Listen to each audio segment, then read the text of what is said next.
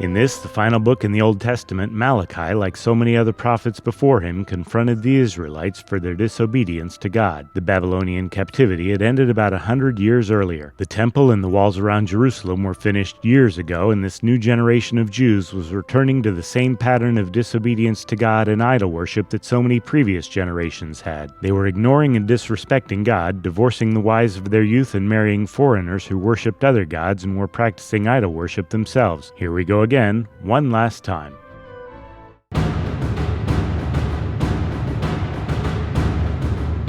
Some people say if it ain't broke, don't fix it, but on the other hand, you can't fix it if you don't know it's broken, and Malachi was there to tell him what was broken. The book of Malachi is made up of a series of statements and questions where the Israelites were trying to play innocent before God. God said, "I have loved you." Aw, but they asked, "How have you loved us?" It's a good thing he's patient. He replied that I chose you to be my people. I chose you to represent me to the world, and you prosper and are protected when you obey me. They asked, "How have we shown contempt and defiled you?" He replied by offering blind and diseased sacrifices, and the priests let them. God deserves the best. He would rather you offered nothing. You wouldn't give something like that to the governor, would you? And they were marrying foreigners who worshipped other gods. He grew tired of them saying that evil is good and asking, "Where's the justice?" Malachi took a moment to ask them if they really thought they would be ready when the Messiah comes, and then some more answers and questions. God told them they needed to turn back to him. When they asked how, he didn't even dignify that with an answer. They were supposed to give 10% of what they made to the priests, but since they weren't, the priests had to get other jobs. They asked, "How have we robbed you?" God said if they would just give 10%, he would bless them beyond measure. There were those who were doing good, and there would come a time of purification when the good and the bad would be separated. And by the way, you should watch out for Elijah. In the end,